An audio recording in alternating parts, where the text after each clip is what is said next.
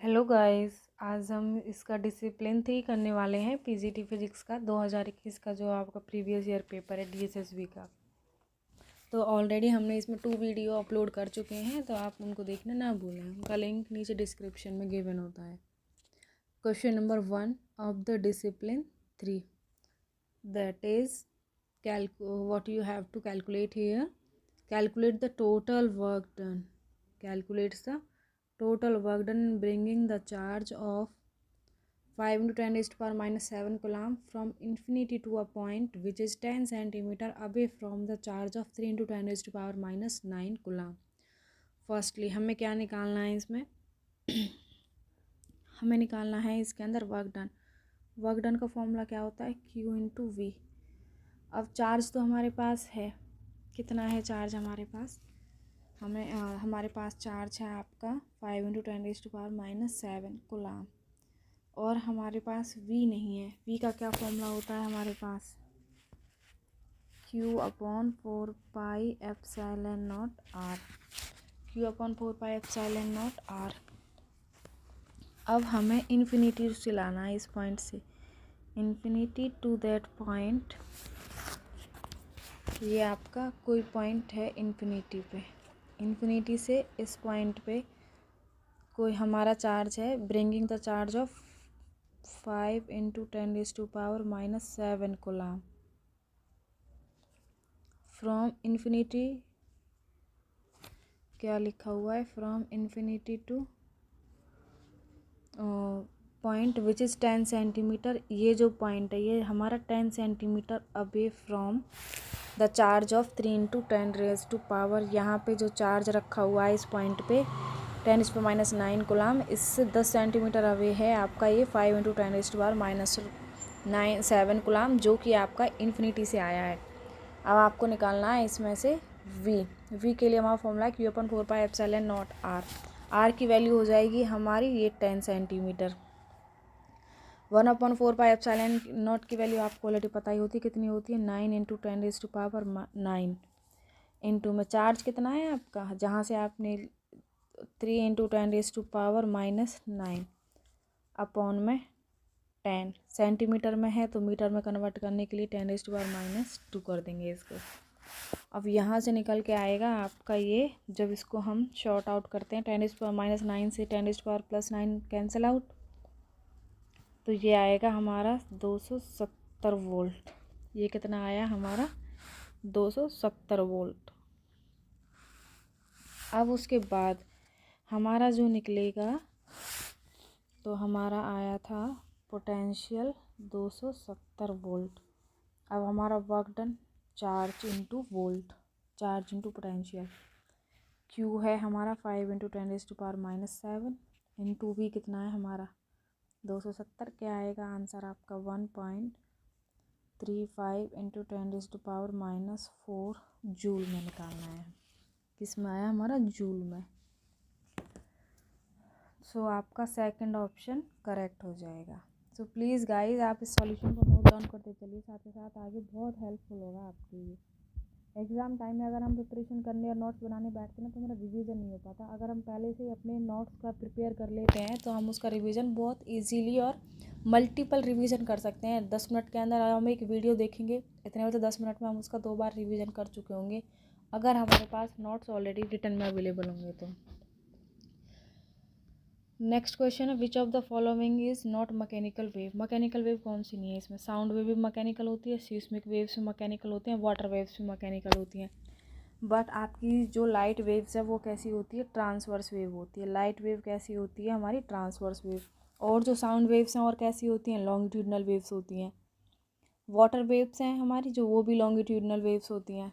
और seismic waves हैं वो भी हमारी मैकेनिकल वेव्स होती हैं। ये 3 साउंड वेव, सीस्मिक और वाटर वेव्स, ये 3 हमारी मैकेनिकल वेव्स होती हैं। और लाइट वेव है जो हमारी वो ट्रांसवर्स वेव होती हैं।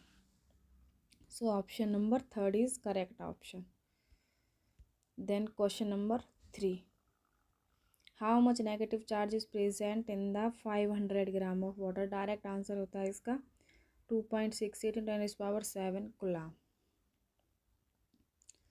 नेक्स्ट वन इज़ ये गाइस, अच्छा ये मेरे से स्किप हो गया था, अभी सॉल्व नहीं हुआ है, प्लीज़ सो मैं इसको नेक्स्ट वीडियो में कंटिन्यू करा दूँगी। Next one is electric field. Question number 5 देखते हैं। Electric field of electric dipole at a point on the equatorial plane for r greater than a के लिए। हमारे इसका इलेक्ट्रिक फील्ड का फॉर्मूला क्या होता है इक्वेटोरियल के इलेक्ट्रिक डाइपोल का? P/4πε0 r3। अगर हमारा r लेस देन a है तो हमारा आंसर आएगा P/4πε0 r3। बट हमें पूछा है इसमें r ग्रेटर देन a के लिए, तो यहाँ पे हम माइनस का साइन लगा देंगे, -P/4πε0 r3। I hope you understand. Next one is what is the length of simple pendulum. Question number 6, what is the length of simple pendulum में फ्रीक्वेंसी इज 0.5 हर्ट्ज। इसके लिए हमें डायरेक्ट फॉर्मूला लगाना है। Frequency होती है हमारी, देखिए लेंथ निकालनी है ना हमें,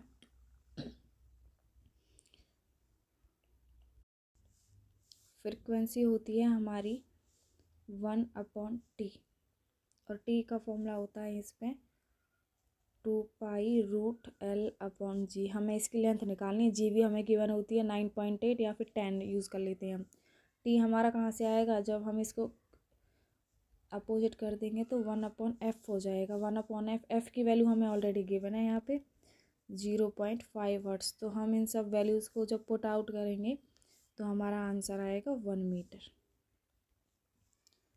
तो गाइस आप फॉर्मूला शीट ज़रूर बनाएं, फॉर्मूला शीट बनाना ना भूलें। In the non-polar, question number 7.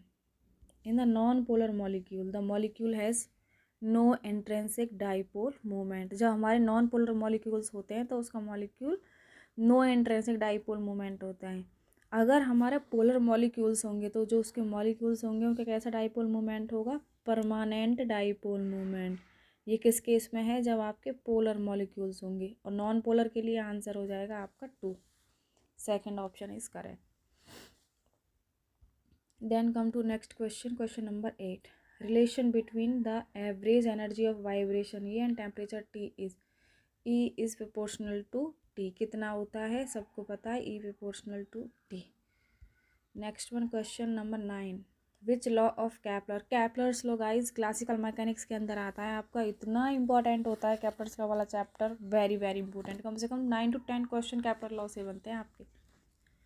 Which law of Kepler can be understood as consequence of conservation of angular momentum which is valid for any central force? Angular momentum से related कौन सा होता है आपका? Law of area, that is option number 3। 3 law होते हैं, law of orbit, law of area, law of period. Gamma is the ratio of specific heats. What is the value of gamma 4? ये fix value होती है gamma की। Gamma for air is 1.4। ये हम refractive index वगैरह में use करते हैं जो। Question number 11. When the frequency of periodic is small, then it is called. When the frequency of periodic is small, then it is called. Question number 11 देखिए, frequency of periodic is small। जैसे आपका ये pendulum है, ये ऐसे ऐसे ऐसे move करता है, स्मॉल फ्रिक्वेंसी होती है इसकी। इधर से ये ए पॉइंट है, बी पॉइंट है, सी। तो इस ए से बी पे जाएगा, बी से सी पे आएगा, फिर सी से बी पे आएगा, फिर ए पे आएगा। तो इसको हम बोलते हैं, इसका एक ऑसिलेशन कंप्लीट हुआ है। सो option number 3 is correct option. Question number 12. Which statement is falls in case of Coulomb's law? Coulomb's law देखिए आपका 12th का टॉपिक है, कितना इजी टॉपिक है। कूलॉम्स लॉ सारे बच्चों को आता है। इट इज़, इसके रिगार्डिंग फॉल्स स्टेटमेंट बतानी है हमें। सबसे पहले हमें क्वेश्चन के अंदर यही देखना होता है, फॉल्स स्टेटमेंट पूछ रहा है। ट्रू ट्रू तो बहुत कम पूछा जाता है, आजकल ट्रेंडिंग है फॉल्स स्टेटमेंट के regarding. So it is true when one charge positive and other is negative. Coulomb's law हमारा एप्लीकेबल है जब हमारा एक चार्ज पॉजिटिव होता है, दूसरा नेगेटिव होता है। तो ये तो राइट स्टेटमेंट है, ये तो हो ही नहीं सकती। Second is, it is true when both charges are positive. ये कब ट्रू होता है? जब दोनों चार्ज पॉजिटिव हो, यस। और जब दोनों चार्ज नेगेटिव हो तब भी, but not only. It is true only when both charges are positive. Fourth option क्यों रहेगा? क्योंकि इसमें ओनली इसमें यूज़ क्या हुआ है कि ये नेगेटिव चार्जेस के लिए एप्लीकेबल नहीं है, ये सिर्फ पॉजिटिव चार्जेस के लिए नहीं। ये तो नेगेटिव के भी लिए एप्लीकेबल है जब दोनों चार्ज नेगेटिव होंगे, और पॉजिटिव के लिए भी जब दोनों चार्जेस पॉजिटिव होंगे, और तब भी एप्लीकेबल है जब one is positive and one is negative. So option number 4 is correct answer. Next one question, come to question number 13. Find the amplitude for force oscillation in case of small damping. Small damping के लिए जो हमें amplitude का formula बताया जाता है, directly वो formula use कर देते हैं। A=F0 m ω² minus ω² d। Option number 4 is correct option. Come to question number 14। According to Gauss law, Gauss law कितना रटवाया जाता है बच्चों को इलेक्ट्रोस्टैटिक्स के अंदर? सबसे पहले गॉस लॉ, कूलॉम्स लॉ, यही तो कराए जाते हैं। According to Gauss law, the electric field at a distance R from infinitely long straight uniformly charge wire is, क्या आएगी आपकी electric field? Lambda upon 2πε0 R, lambda upon 2πε0 R at a distance r from infinitely long straight uniformly charged wire. So option number 3rd is correct answer. Next one come to SI unit of angular wave number radian per meter. Option number 4 is correct. Come to question number 16. Unit of electric flux सबको पता होती है, newton per coulomb per metre square. Option number A is correct. ये 12th के form ले जाए, ये कहीं अलग से नहीं आए, ये तो नेट के लेवल का भी नहीं है। वैल्यू ऑफ परमिटिविटी, सबसे पहले टीचर जब इनको कराने बैठता है आपको तो सारी वैल्यूज़ बताई जाती हैं। 1/4πε0 की वैल्यू क्या है, जिसमें ε0 की वैल्यू क्या आएगी अलग से। तो 8.85 × 10⁻⁻12 coulomb square per newton per metre square. Question number 18। Which statement is true for electrostatics of conductor? Electrostatic conductors के रिगार्डिंग कौन सी स्टेटमेंट ट्रू है? देखिए अब तक हमने सारे क्वेश्चंस जो किए थे जिसमें स्टेटमेंट पूछ रहा था तो फॉल्स था, अब पूछ रहा है जस्ट ट्रू के लिए। तो क्या होगा? Electrostatic potential is not constant throughout, नहीं कांस्टेंट होता है। Inside the conductor electrostatic field है सम वैल्यू, इलेक्ट्रोस्टैटिक फील्ड की वैल्यू इनसाइड द कंडक्टर 0 होती है, तो ये भी रॉन्ग है। Inside the conductor electrostatic field is normal to the surface, नहीं, ये भी रॉन्ग है।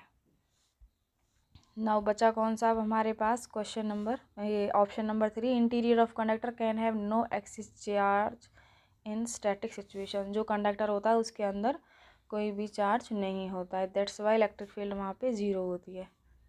Question number 19। सो इसका ऑप्शन 18 क्वेश्चन का option number 3 is correct answer. Now come to question number 19। For the simple harmonic motion which of the following is true? ये भी true statement के regarding है। सिंपल हार्मोनिक मोशन में जो particles का displacement होता है that is varies with velocity. Option number A कह रहा है आपका। सेकंड ऑप्शन कह रहा है कि जो पार्टिकल का displacement that is vary with distance, no. Part displacement of particle vary with amplitude, नहीं। The particle displacement of the particle vary with time, that is the correct option is 3। So option question number 19 का option number 3 is correct answer. Now come to the last question of that day. Phase constant of simple harmonic motion is depend on. जो phase constant होता है simple harmonic motion का that is depend on time. अभी भी पीछे भी आया था ना सिंपल हार्मोनिक मोशन के रिगार्डिंग ही उसकी स्टेटमेंट, तो वो time displacement of particle varies with time, और फेस कांस्टेंट जो पार्टिकल्स का that is also depend on time. So आज के लिए गाइज इतना ही काफ़ी। थैंक्स।